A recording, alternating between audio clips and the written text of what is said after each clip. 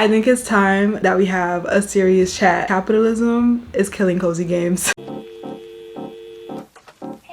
Let's be real though, I've never had a serious bone in my body, but I do want to talk about and like start a little dialogue how cozy games are being set up at this moment or marketed. Also wanted to say like how cozy games are becoming a bit of like shovelware in some ways. This video is going to be partially rant video, which I actually love my little rant videos because I just like to get the thoughts out of my head. This video is mostly inspired by like the release of Tales of the Shire. I really anticipated like cozy coded game that came out this past month. It has like since had a lot of mixed reviews. I haven't played it. This is not going to be a review of Tales of the Shire. This is just kind of like a commentary that I've seen circulating around Tales of the Shire that I feel is interesting. But to give you guys a cliff notes, Tales of the Shire released in the past month. It was a very highly anticipated cozy game in the aspects of like it being you being able to live your best hobbit life and being able to have your own hobbit hole. You did get to cook and it's just very picturesque and storybook like. It did get a 4 on IGN, and I'm gonna be real, IGN I never really,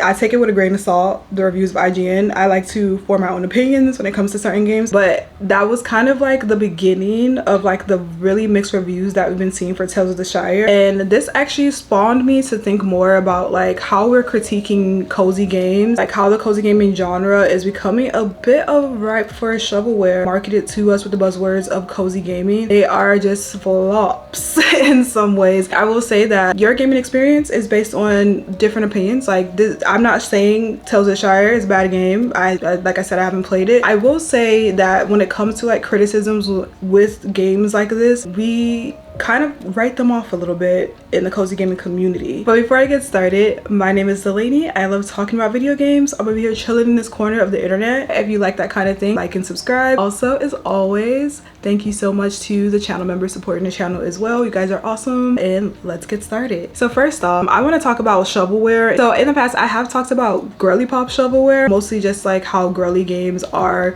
pushed into the territory of shovelware. I want to say that cozy gaming is kind of like an evolution of girly pop shovelware. Cozy gaming is like very film dominated. When I say cozy games, like mostly games like, you know, Stardew Valley, farming sims as games, but I will say my opinion about what cozy games are is just like whatever game you feel cozy is playing. So if that's Skyrim, that's cozy game. But if that it's Animal Crossing, cozy game. And to me, in my opinion, cozy games are what you feel brings you comfort. And that's why I feel like it's more just like about the vibes than it is about the actual game. But you know, that's just my opinion. I know a lot of people have like cozy gaming in itself has kind of become its own little genre in the way that certain games are marketed. And when you see games being marketed as cozy games, usually it's a farming sim or it's a life sim or anything in that kind of genre aesthetic. Before I get into how I feel like cozy gamings are getting to the shovelware territory, let's unpack what is shovelware. Shovelware is a term used to describe software or video games that are low quality and offer little value, often sold in large quantities. I feel like right now, because of the popularity of cozy gaming, starting with Animal Crossing, we've gotten so many different games that pretty much kind of try to check the boxes of games like Animal Crossing or Stardew Valley. Of course, I always stand for Animal Crossing New Horizons. It was the game that got me back into gaming. I feel like with the popularity of these types of games that there have been a lot of games that have come out in recent times that try to check these boxes of like our favorite games but don't actually have any life or soul to it. And so recently I've actually been feeling more discernment to game releases, especially if I'm looking at a trailer. So I feel like for me, Tales of the Shire was one of those games because I didn't really like the art style. I'm gonna be real, I'm not a feet person. The grippers being out, and I know that's a Hobbit. Of course I understand that is a part of the Hobbit aesthetic. I just could not get with it. And sometimes I get the benefit of the doubts for certain games. So like let's say like Wildflowers, at first I didn't really like the art style of Wildflowers, but after playing for over 50 hours, like I absolutely adore Wildflowers, and it's the game that I always recommend because I think it has some great elements to it. It's fully voice acted. It has all these different mechanics adding to the farming sim genre that I love. I feel like I was thinking Tales of the Shire would kind of give me similar vibes, but I've watched like so much gameplay and commentary on it and kept like looking at it, and I just kind of still couldn't vibe with it. What I think is interesting about the release of Tales of the Shire is there have been a lot of creators who also didn't vibe vibe with it like I did, but actually played it. Also, the Shire should have never released in the state that it did. Something that I was really looking forward to. Although I don't know much about Lord of the Rings, I really just love high fantasy, and I was just so excited to get into it. I spent my little $40, downloaded the game, and then I was greeted with PSP graphics. This game was so incredibly bad, it was borderline unplayable on the Switch. I have heard better things about PlayStation and Xbox, and also even better things about PC, but on the Switch, the graphics were so bad, it almost just wasn't even worth it. And what I think is interesting is the response that people who are giving their honest opinion about something that they didn't vibe with are getting from like the cozy gaming community as a whole. People were literally crashing out over my negative review of Tales of the Shire. I am also somebody who did not care for Tales of the Shire. And I think when it comes to this game, I think everybody needs to take a collective deep breath.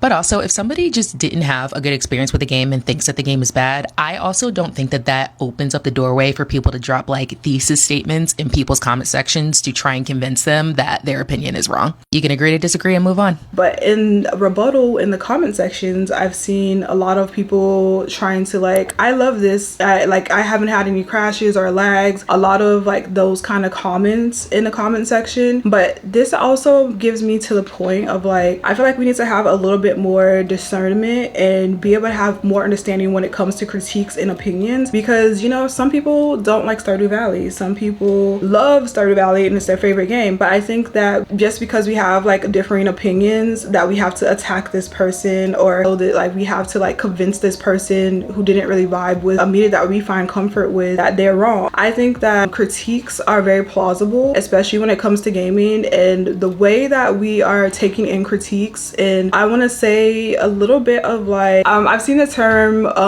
circulating of toxic positivity, that not critiquing these games properly is going to get us more shovelware type games, you know? So like in what I say is like with Tales of the Shire, a lot of criticism has been like it's not voice acted, the mapping isn't that good, it was optimized very poorly for the Switch. I feel like with Tales of the Shire, like actually giving it criticism, this is their first game that they've made from Weta Workshop. The criticisms, they could make another game, they could also patch this game and make it a little bit better, but I think that we shouldn't just be taking anything at the same time, because one of my criticisms when I watched some gameplay of Tales of the Shire is that there's no voice acting. I think voice acting would have been a major turning point for the game, and I saw a lot of comments saying like, well, it's this first game and voice acting costs a lot of money, it's not a budgeting. I can name you a lot of indie games right now that have full voice acting without breaking the bank, because first off, Wildflowers fully voice acted, every line is fully voice acted, and it is from a very small indie studio. Date Everything, which recently came out, and I know it is by a titan of the voice acting community, and they got a lot of people to basically lend voices to all these characters. There's over 100 characters in Date Everything. It has 70,000 voice lines. I don't think it's an excuse anymore to say like voice acting is so expensive, takes too much work, because I think if you're putting in that extra effort, everyone will see and understand that, because Date Everything, the voice acting has been phenomenal. I feel like we do need to be holding these gaming companies more accountable, because like besides Tales of the Shire, there's also another game called Pixel Shire that also was very poorly received and has a lot of negative reviews on Steam, but it was like a game that everyone's looking forward to. I think on another side that companies really feel like they can take advantage of the cozy gaming community, because they think that we don't understand what a good game is. And it's just really messed up to me that we've been getting these games marketed to us with cozy gaming as a marketing buzzword, and then they're not really delivering on the promises and expecting us to just like put our dollars towards it without any feedback. And I think that we need to actually be more aware and not get taken advantage of in this moment right now. I think we've been getting a lot more flops than we have been getting of like actually good cozy games. And that's why I say capitalism is killing the cozy games genre,